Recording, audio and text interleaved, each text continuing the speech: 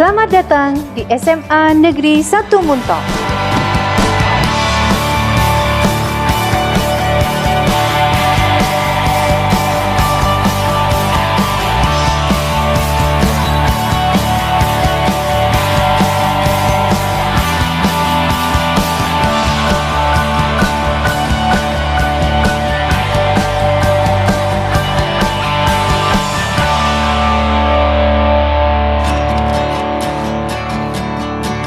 SMA Negeri 1 Muntok adalah SMA negeri tertua di Bangka Barat yang didirikan pada tahun 1985 dan diresmikan pada tanggal 24 Juni 1986 oleh Menteri Pendidikan dan Kebudayaan Republik Indonesia pada saat itu, Profesor Dr. Fuad Hasan. Assalamualaikum warahmatullahi wabarakatuh. Yang terhormat Bapak Ibu dosen penguji uji kinerja, perkenalkan saya Elnawati dengan NIM 0392235558, mahasiswi PPG kategori A angkatan 2 tahun 2023, program studi pendidikan biologi Universitas Pakuan Bogor. Dengan materi pencemaran lingkungan pada kelas 10 fase E dengan model pembelajaran PBL. Saya ucapkan terima kasih. Wassalamualaikum warahmatullahi wabarakatuh.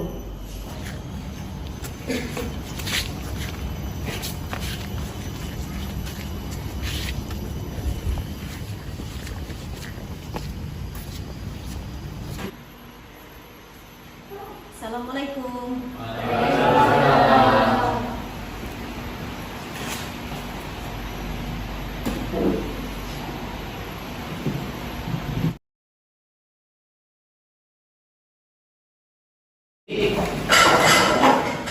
Beri salam.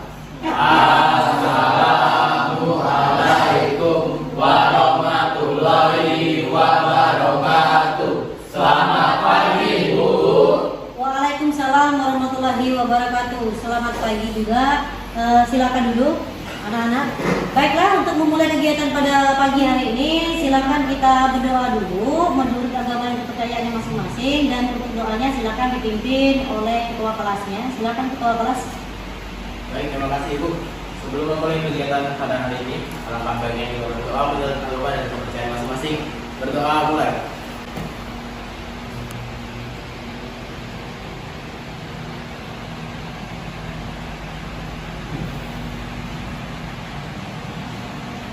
Berdoa selesai.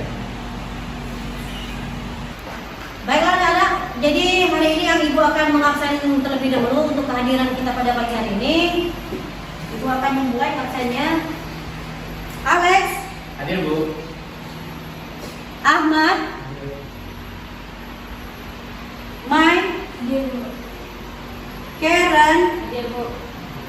Jericho. Hadir, Bu. Manuel. Hadir. Rido. Hadir. Juliana. Hadir. Rizal. Hadir, Bu. Septian. Hadir.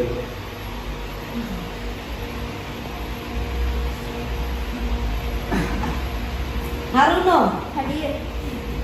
Baiklah anak-anak, jadi minggu kemarin kita sudah membahas tentang keanekaragaman hayati, yang mana keanekaragaman hayati itu juga itu menjelaskan tentang bagaimana ketika kita melakukan penambangan hutan berlebihan, kemudian penambangan timah ilegal. Nah, kemudian di lingkungan kita saat ini begitu banyak ya bekas-bekas penambangan timah ilegal. Kira-kira apakah ada yang tahu apa dampak dari penambangan ilegal maupun dari kegiatan pertanian menggunakan bahan pestisida yang berlebihan? Ada yang bisa menjelaskan di sini? Saya, Bu. Iya, silakan Alex. Jadi awal mula pertambangan ilegal sama pertambangan yang resmi itu sama aja menambang, Bu. Nah, di inti bumi kan ada mineral-mineral kayak asam mungkin. Itu misalkan dikeruk bakal mencemari air, Bu. Nah, jadi air itu bakal ngalir dan jadi nggak layak untuk diminum, Bu. Ya. Kemudian kalau dari segi pertanian ada yang bisa menjelaskan? Saya, Bu. Ya, Jericho. Jadi dalam segi pertanian juga ada suatu petani itu memakai kayak pupuk pestisida. Jadi karena ada takarannya itu. Tapi tidak semua petani yang memakai pupuk pestisida ini menggunakan takaran yang sesuai. Jadi kalau takarannya terlalu banyak dan jatuh ke tanah, itu dapat menyebabkan unsur hara dan mineral dalam tanah tersebut jadi hilang dan rusak. Itu, Bu. Oke. Baiklah, jadi kalian sudah memaparkan tadi beberapa dampak dari penambangan ilegal maupun dari kegiatan pertanian. Jadi di sini intinya kita sebagai manusia yang tinggal di muka bumi ini, bagaimana caranya kita untuk menjaga lingkungan ataupun menjaga pelestarian yang ada di lingkungan kita, kemudian menjaga lingkungan kita supaya tidak tercemar ya. Nah, di sini nanti kalian akan Ibu berikan sebuah video nanti bagaimana penampakan Bangka Belitung saat ini. Namun sebelum mempelajari itu semua, di sini kita akan membahas dulu, bukan membahas ya. Ibu akan menjelaskan apa saja tujuan pembelajaran yang akan Ibu sampaikan pada hari ini. Oke, jadi di sini tujuan pembelajaran yang akan Ibu sampaikan pada hari ini yaitu adalah pertama, peserta didik dapat mengidentifikasi ya faktor-faktor yang menyebabkan pencemaran air. Jadi faktornya apa saja yang menyebabkan pencemaran air? Itu yang akan kita pelajari. Kemudian di sini kalian sebagai peserta didik dapat menjelaskan parameter kualitas air mulai dari menghitung pH, kemudian suhu pada air itu sendiri, kemudian daya hantar listrik pada air dan lain sebagainya. Itu yang nantinya akan kalian cek. Jadi di sini pembelajaran kita menggunakan pembelajaran PBL. PBL ini adalah di mana nantinya kalian memecahkan suatu permasalahan. Kemudian bagaimana cara mencari solusinya. Itu ya. Nah, untuk kegiatan pada hari ini kita akan melakukan praktikum nanti. Jadi praktikumnya di sini kemarin Ibu sudah menjelaskan kepada kalian apa saja sampel air yang kalian ambil. Mulai dari sampel air pam, kemudian air sumur, air sungai sampai dengan air laut. Nah, nanti kalian menggunakan alat ukur. Yang menggunakan alat ukur itu nanti kalian mengecek berapa kadar masing-masing. Mulai dari kandungan, daya hantar listriknya, kemudian suhunya berapa, kemudian air yang kalian ambil sampel itu apakah layak minum secara langsung atau tidak. Seperti itu ya. Oke. Namun sebelum itu nanti akan ditampilkan sebuah video yang terkait dengan pencemaran lingkungan terkhusus di Bangka Belitung.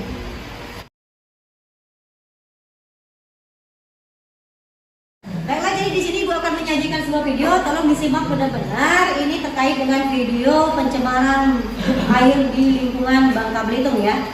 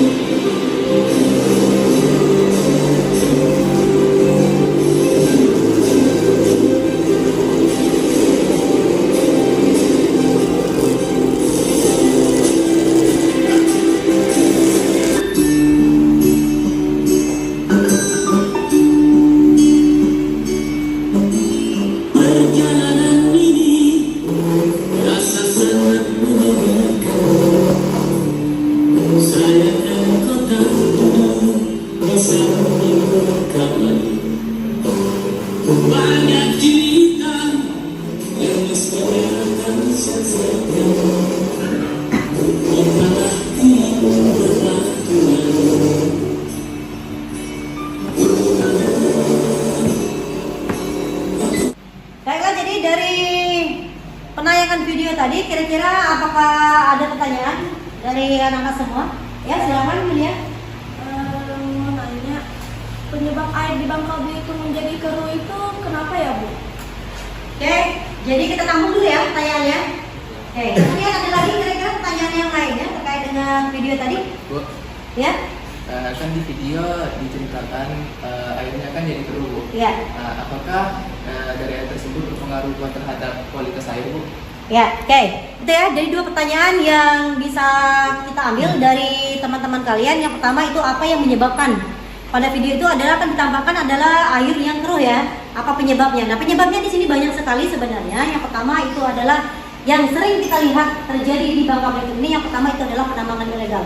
Penambangan ilegal ini yang biasanya dilakukan oleh masyarakat, gitu ya, dengan cara mereka menggali atau menambang di perhutanan ataupun di pesisir pantai ataupun juga bisa di aliran sungai, sehingga inilah yang bisa menyebabkan aliran air di Bangka Belitung sudah mulai keruh ya. Kemudian apakah, nah ini pertanyaannya kedua ya dari teman kalian tadi, apakah dengan air yang keruh itu bisa menyebabkan kualitas air itu menurun? Ya jelas ya. Melihat dari segi warnanya saja itu sudah terlihat. Jadi air yang sudah keruh itu sudah sangat-sangat terlihat sekali dampaknya, itu bisa mengurangi kualitas air. Nah, jadi air yang seperti ini tidak bisa lagi kita konsumsi secara langsung. Nah, kemudian ini merupakan dampak yang paling buruk nantinya, sehingga nanti kalau kita terus-menerus melakukan penambangan ilegal, itu bisa menyebabkan kita akan kekurangan sumber air bersih. Seperti itu ya. Nah, kemudian di sini nanti setelah pelajaran ini selesai, setelah video ini selesai, nanti kita akan bagi kelompok ya terkait dengan kegiatan yang akan kita laksanakan. Nah, untuk kelompok ini karena kita kemarin sudah melakukan tes diagnostik, jadi masih sama kelompoknya dengan yang kemarin. Jadi silakan kalian duduk sesuai dengan kelompoknya masing-masing. Kita akan melakukan kegiatan uji kualitas air ya. Oke, silakan duduk sesuai dengan kelompoknya yang minggu kemarin sudah dibagikan. Kemudian apakah airnya sudah siap kan? Sudah ya. Kemarin ibu suruh kalian mengambil air apa saja? Air sumur, air pam, air sungai. Ada 4 ya? Oke, jadi silakan duduk sesuai dengan kelompoknya masing-masing.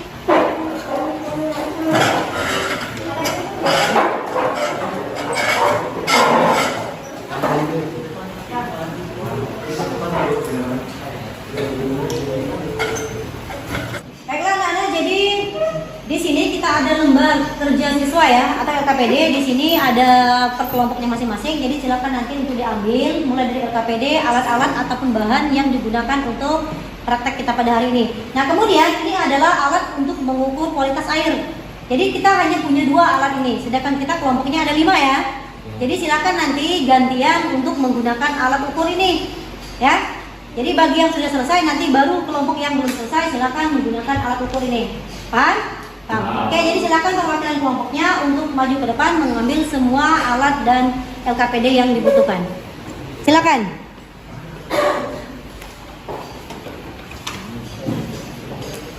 Untuk alat ukurnya silakan gantian ya.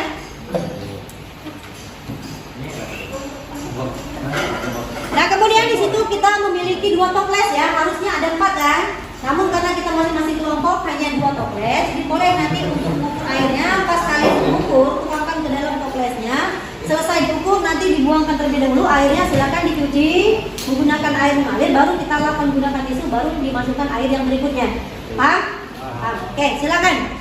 Perhatikan di sini, jadi di sini kita memiliki LKPD ya. LKPD di sini silakan kalian tulis pertama nama kelompoknya, ditulis dulu siapa saja nama kelompoknya. Kemudian di sini ada tujuan pembelajaran. Nah, tujuan pembelajaran ini sama dengan yang tujuan pembelajaran yang tadi ya. Yang pertama, peserta didik dapat mengidentifikasi faktor-faktor yang menyebabkan pencemaran air. Kemudian yang kedua, peserta didik dapat menjelaskan parameter kualitas air, kemudian mengukur parameter kualitas air, pH, suhu, kemudian daya antar listrik. Itu yang bisa kalian ukur menggunakan alat itu nanti. Nah, untuk petunjuk kegiatannya di sini bentuk kelompok yang terdiri dari 5 orang sudah kan? Kemudian siapkan alat dan bahannya juga sudah kita siapkan.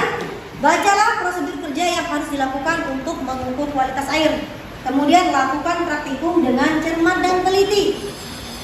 Kemudian jawab pertanyaan yang telah disediakan dengan singkat dan tepat. Yang keenam, tanyakan pada guru jika ada hal-hal yang belum dipahami. Kemudian untuk informasi pendukung di sini silakan kalian baca di LKPD-nya, itu ada informasi pendukung.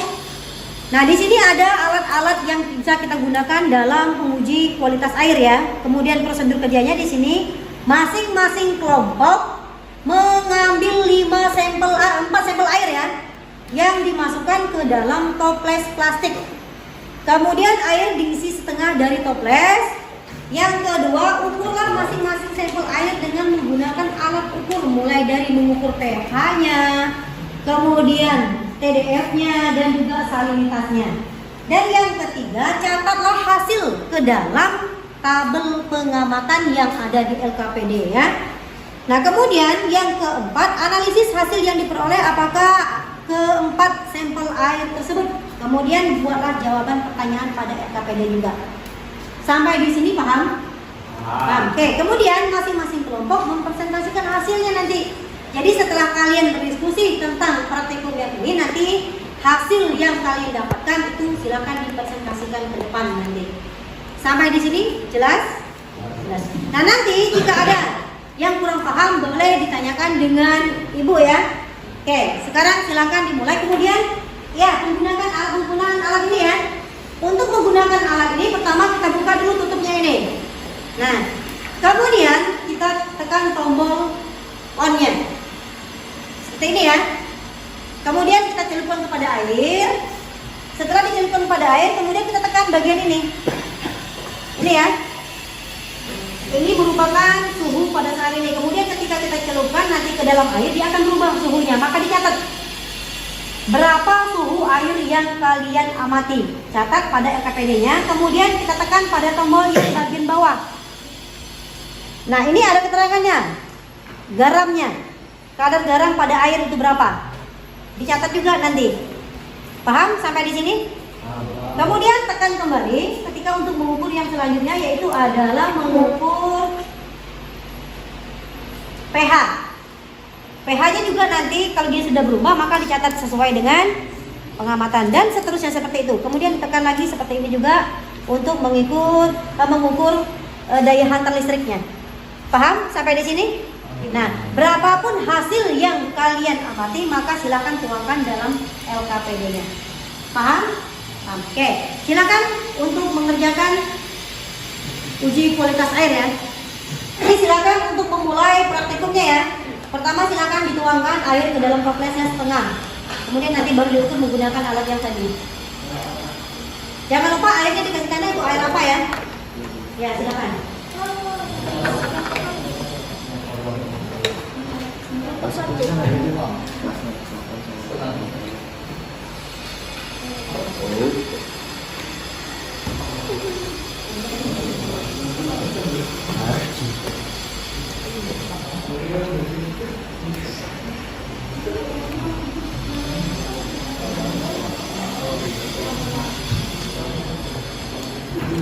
.62 pH, suhunya 32 derajat.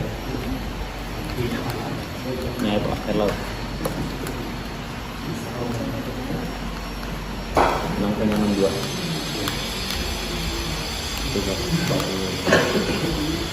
Iya. pH-nya ini 6,64. Suhunya 31,5 derajat Celcius. Ya.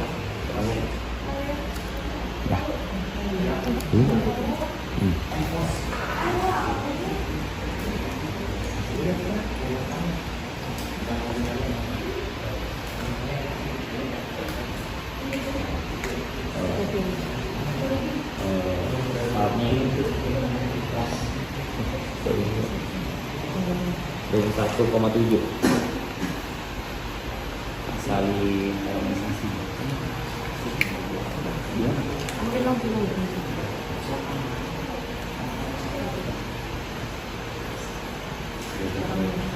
Garam sama nih.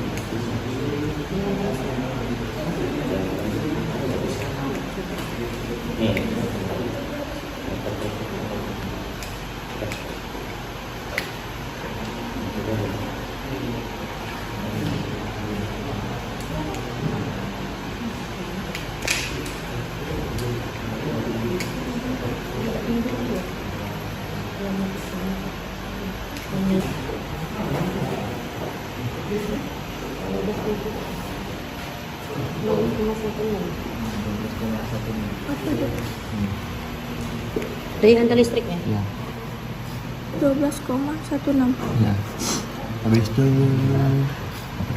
wis. Bisa dong. PPM. Ini. Iya banyak.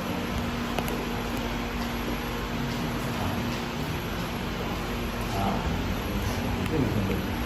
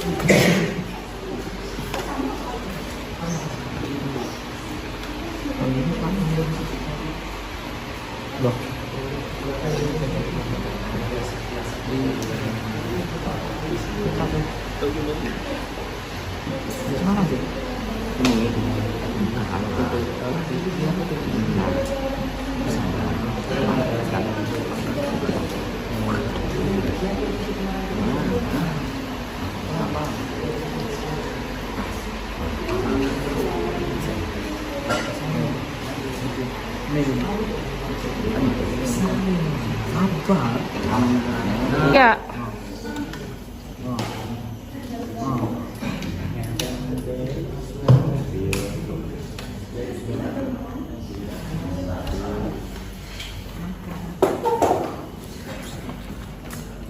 Apa yang kamu buka? Apa teks maksudnya?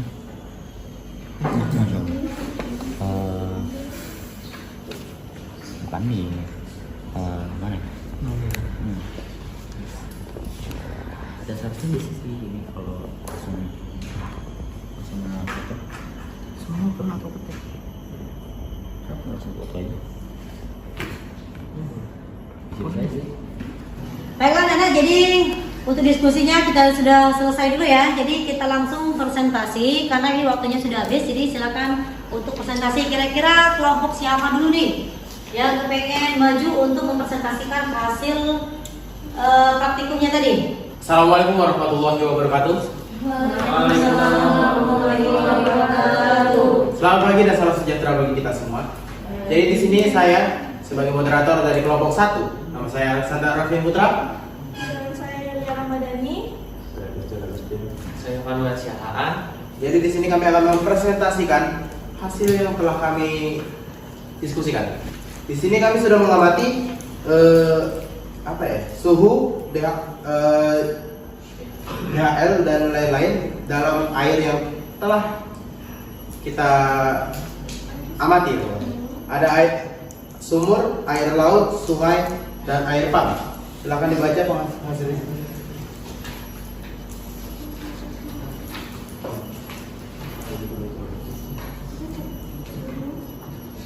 Suhu sumur 30,9, DHL sumur itu 88, TDS-nya 22, TSS 22, pH-nya 6,29. Untuk di air laut suhunya itu 30,9, pH-nya 12,16, TDS-nya 61,5, TSS 71,7 dan pH-nya itu 6,68. Untuk air sungai itu suhunya 30,9, DHL-nya 124, TDS-nya 61, TSS-nya 61, pH-nya 8,45. Dan untuk air pump suhunya 30,9, DHL-nya 28,4, TDS-nya 35, TSS 36 dan pH-nya 7,86. Baik, dan selanjutnya di nomor ketiga, berdasarkan hasil pengujian dari keempat sampel air yang kalian peroleh, jelaskan bagaimana keadaan kelima sampel tersebut yang akan dibacakan oleh saudara kita Julia. Untuk sampel pertama tidak berwarna, jernih tetapi ada sedikit kotoran. Sampel kedua sedikit keruh dan ada kotoran, sedikit berbau. Sampel ketiga jernih, tidak berbau, dan sampel keempat keruh dan berbau. Baik, mungkin dari hasil pengamatan kami itu masih ada nomor 2. Jelaskanlah sampel air yang mana yang dapat digunakan untuk dikonsumsi. Baik, kriteria dari air yang bisa dikonsumsi itu ada tidak berasa, tidak berbau, dan tidak berwarna. Dari kriteria ini dapat ditentukan bahwa sampel air yang aman untuk dikonsumsi adalah sampel dari air pump, yaitu dari sampel nomor 3. Baik, itu hasil dari pengamatan kami. Kami memberikan kesempatan untuk kalian bertanya ataupun kita berdiskusi sekarang. Yuk, silakan. Silakan, mungkin dari ini ada yang ingin tanya ya. Baik, Dino. Baik, saya Rido ingin bertanya. Di sini lihat dari pernyataan kalian bahwa air pump itu bisa dikonsumsi. Nah, saya bertanya bagaimana ini? Kenapa bisa dikonsumsi? Baik, kita jawab. Tadi udah disimpulkan kalau air yang bisa diminum itu air yang tidak berbau, tidak berwarna, dan tidak berasa. Itu kriterianya. Dan dari 4 air tadi yang memenuhi kriteria hanya air pump. Seperti itu. Mungkin akan ada olahan lebih, tapi yang intinya itu layak minum. Ada lagi? Boleh izin menambahkan? Boleh. Jadi saya ingin menambahkan jawaban dari kelompok 1 tadi. Jadi air pump itu karena bisa dikonsumsi itu dikarenakan itu dari proses, karena udah diproses itulah mengapa bisa diminum.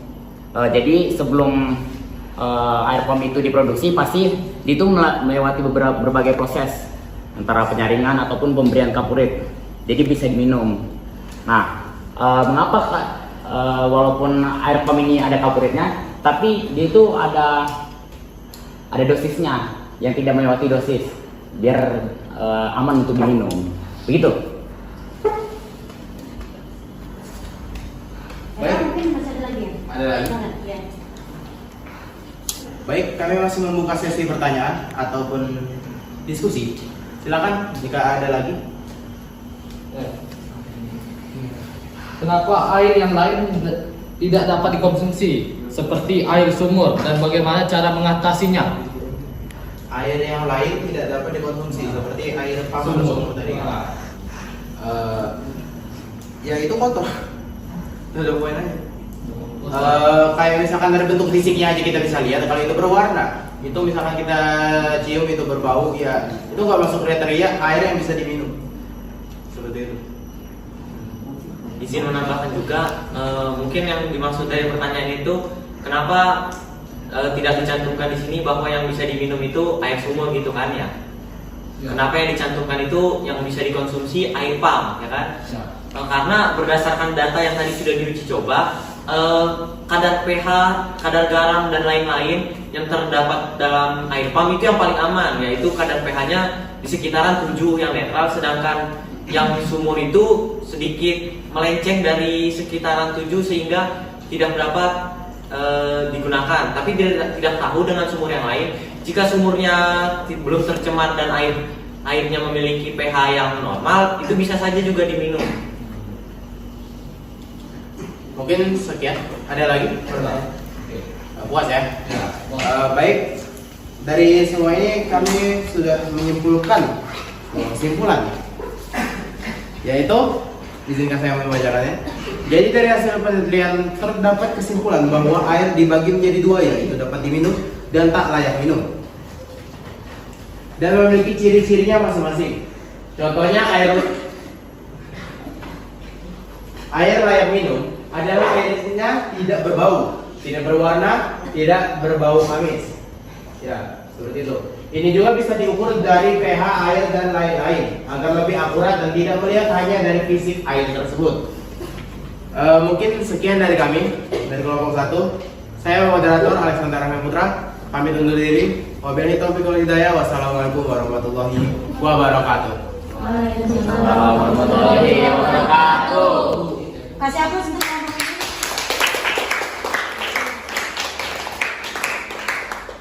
Baiklah, jadi tadi kita sudah melakukan diskusi ya. Jadi di sini tugas kalian selanjutnya yaitu adalah silakan kalian kerjakan soal pengetahuannya. Itu linknya sudah ibu kirim melalui WA group. Jadi silakan kalian kerjakan melalui Google Form ya untuk tugas-tugasnya.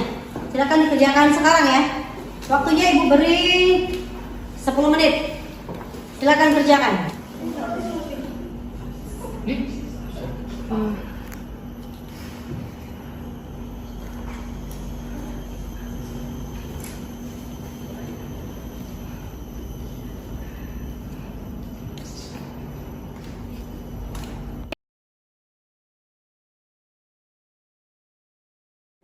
Baiklah, jadi gue rasa pembelajaran kita hari ini cukup ya. Jadi di sini dapat kita simpulkan, kira-kira ada yang bisa menyimpulkan pembelajaran kita pada hari ini? Apa yang bisa kita dapatkan dari praktikum hari ini tentang uji kualitas air? Saya Bu, jadi kesimpulan yang bisa saya simpulkan pada pembelajaran hadir ini adalah air itu terbagi jadi dua, yaitu dapat diminum dan tidak dapat diminum. Jadi kriteria yang bisa kita lihat untuk mendefinisikan kalau air itu bisa diminum itu adalah tidak berwarna, tidak berbau, dan tidak berasa, Bu. Nah, lalu standar minimal pH yang harus yang terdapat dalam suatu air itu harus minimal 7. Tapi nggak boleh di atas 7 karena terlalu bahaya.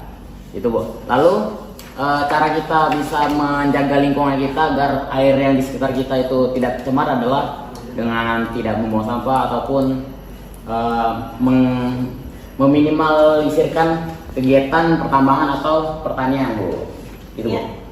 Baik ya, jadi itu ya kesimpulan yang bisa kita ambil dari semua, yaitu dari uji kualitas air tadi.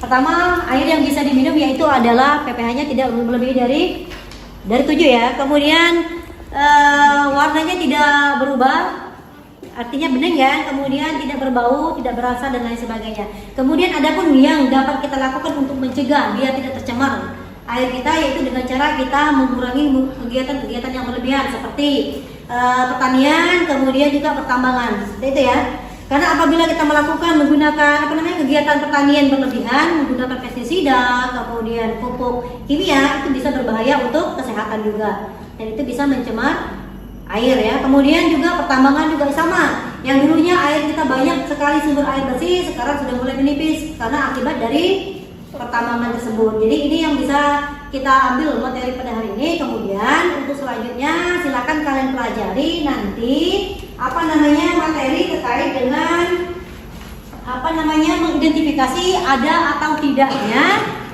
mikroinvertebrata di suatu perairan. Jadi di sini nanti kalian akan disuruh mengecek ada nggak di dalam air itu mikroinvertebratanya.